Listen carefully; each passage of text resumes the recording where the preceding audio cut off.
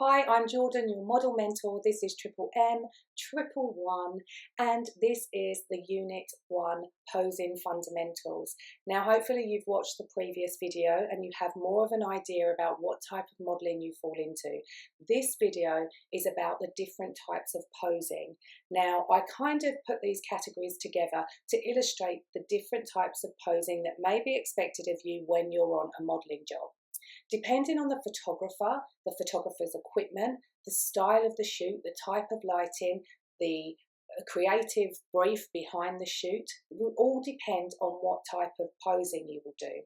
So in this video, we're going to look at the different types of posing, and the videos after this are going to be focusing on those different types so that you can practice at home.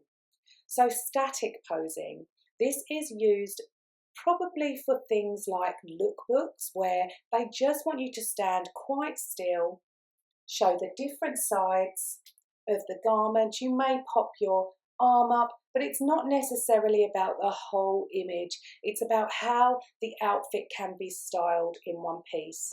So you're pretty much standing in one position when the photographer clicks and then standing in another position, maybe to the side, a little bit like mug shots, so that they can take a picture of the garments from all angles.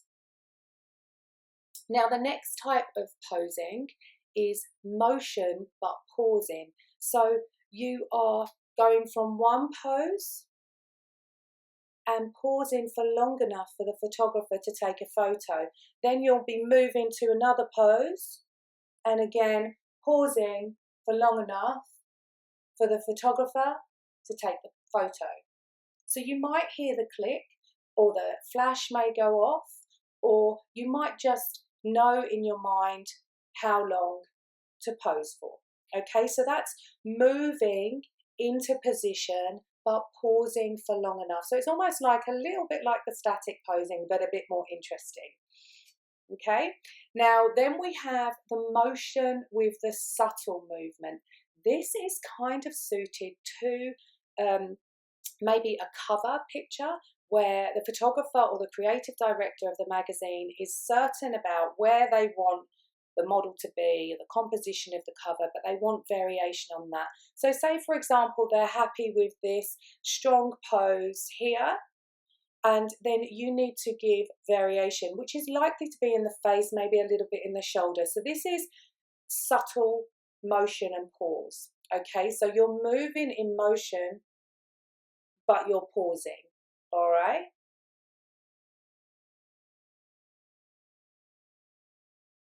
So you see how different that is. And as I said, we'll recap this in the individual videos afterwards. I just want you to understand the difference between the posing in this video before you do the practical. Okay, so what's next? We have motion and dramatic. So it's the same kind of thing, but whereas before the motion is kind of taken from one pose to the next, or it's very subtle, you're doing dramatic poses every time they click. So they're big, bold poses. Okay, then you will have fluidity. Now this is something that some people find quite tricky, to keep posing in a kind of fluid way. And the reason why this is a nice pose, this is a nice way of posing, is because you really get to capture the different in-between shots that are quite interesting and unpredictable. Okay, so as I said, I will show you how to do these properly in the following videos.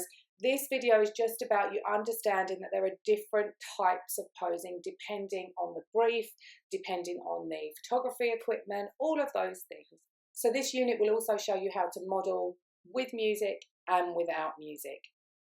Now the practical part of this video is for you to now have a little practice of posing. Now don't worry so much about trying to pose in those areas that I've showed you, because we will be practicing those.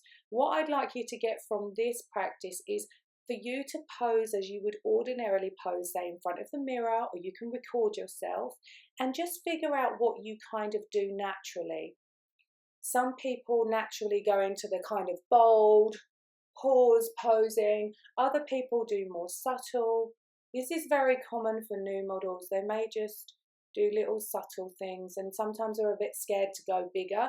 So just have a little idea of what you do. And if you're an established model, see what you tend to do as well in photo shoots, because it's really good for us to self-assess so that we can move on and develop within our career.